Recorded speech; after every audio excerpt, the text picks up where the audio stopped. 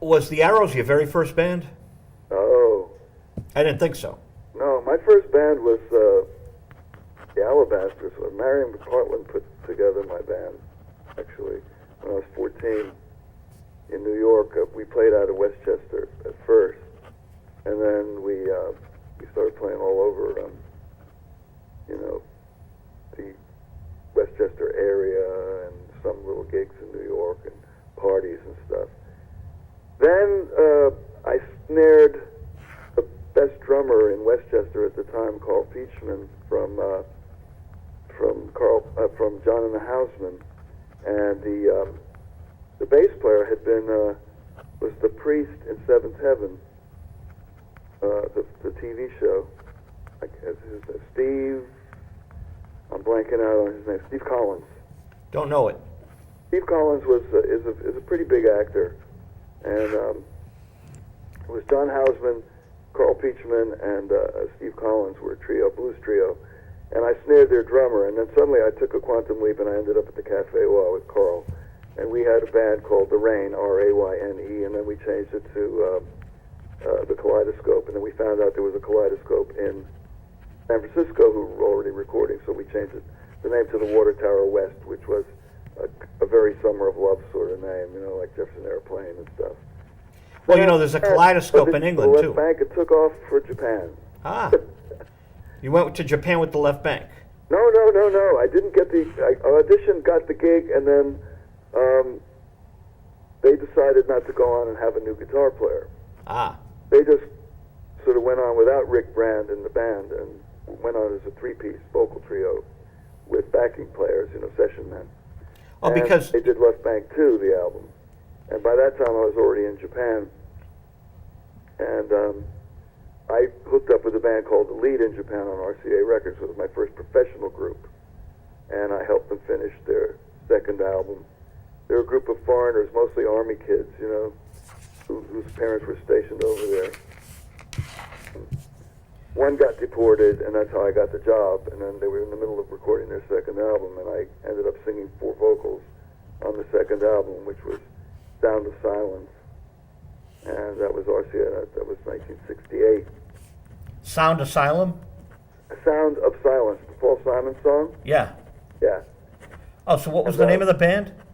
The Lead was the name of the band. L-E-A-D. L-E-A-D, yeah. So, okay, so you were already recording, but the first band of yours that got signed was Arrow, right? Arrows? No. Oh. That was, the Lead was RCA Victor, Japan. That was, Oh. the RCA. We were managed by Victor Management.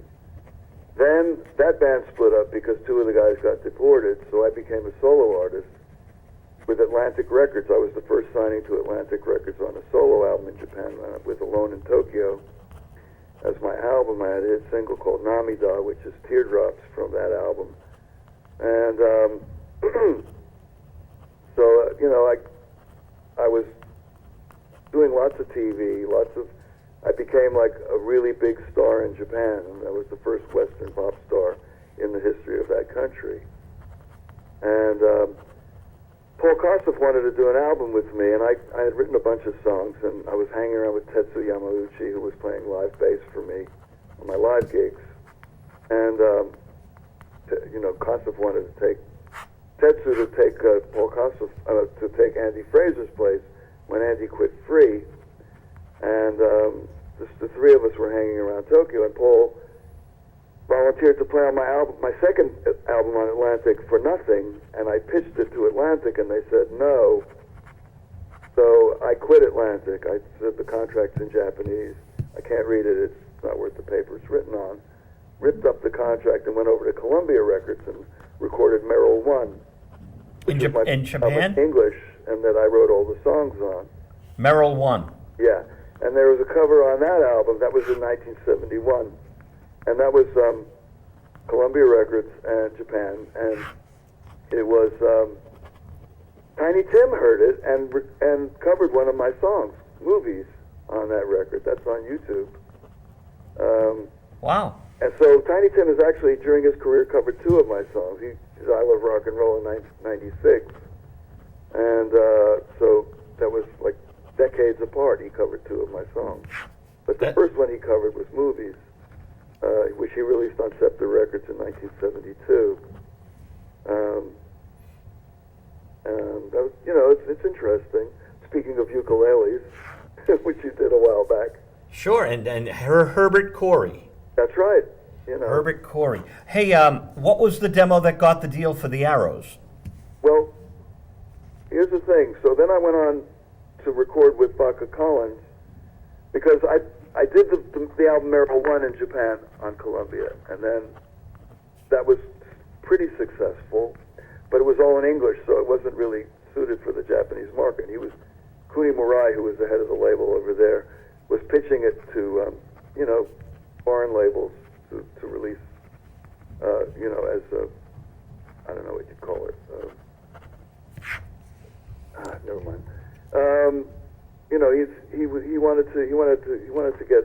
He wanted to export product from Japan, which was really a brave move on his part, Kuni Murai. But he wasn't able to do it. So I said to him, you know what?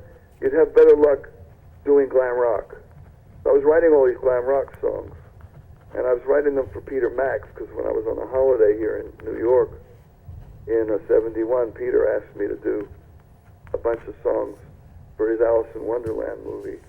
So I wrote like 30 songs for his Alice in Wonderland movie, which he loved, but he never got to finish the movie. So I thought, I've got all these glam rock songs. I want to put them out. So I pitched it to Columbia Records. I said, let's do a glam rock album. They said no. I said, well, okay. And then at the same time, Hiroshi Oguchi, who had been with the Tempters, which was like the Rolling Stones of Japan, said to me, let's start a duo. And I said, okay, and it was Vodka Collins. And then we had the band Vodka Collins, and we got signed to EMI immediately, and we had a double A-sided off the bat in '72. And then we released the Tokyo, New York album, which is a legendary album now in Japan. I left in end of '73 for London because they weren't paying me enough for me to. They thought I was a rich American kid who could just call up his mother and say, give me money for the rent. But that wasn't the case. And they called my bluff, and I said, I'm leaving. I'm going to England.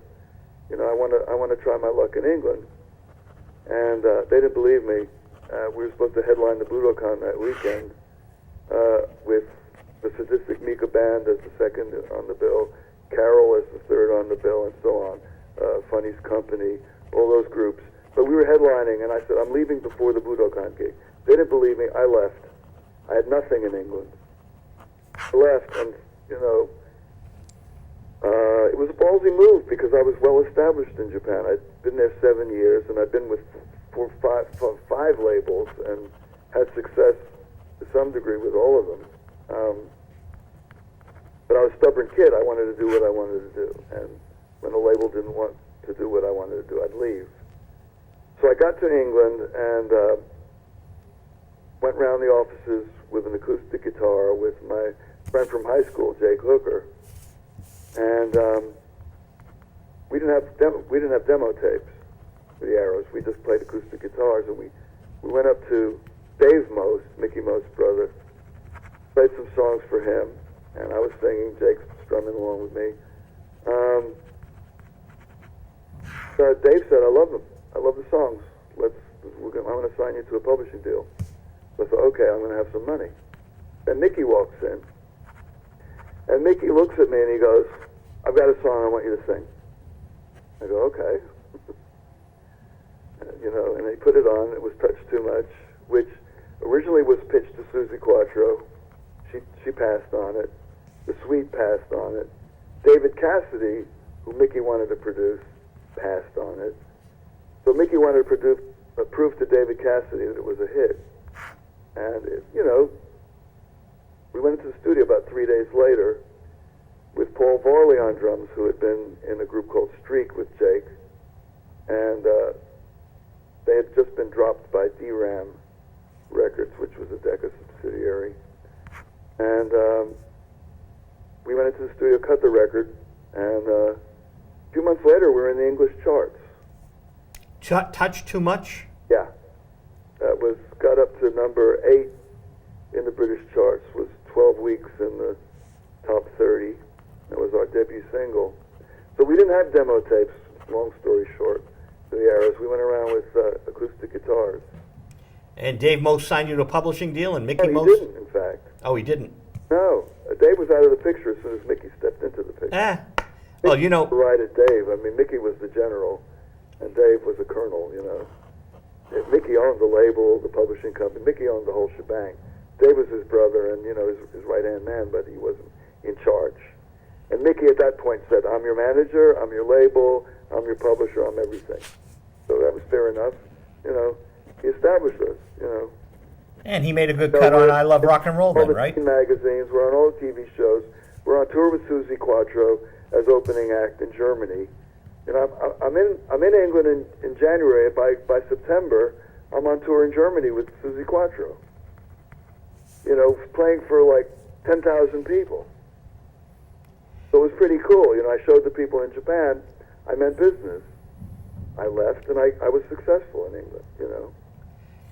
So they didn't send the Yakuza over to kill me for leaving and you know, not doing the Budokan show. But Mickey Most is how you got the deal. Mickey Most was totally how we got the deal. He looked at me and he saw somebody who, after he heard me sing, who could sing Touch Too Much. And that's the way Mickey worked, you know. He put together an artist. It's the old Brill building theory. You put together an artist with a song.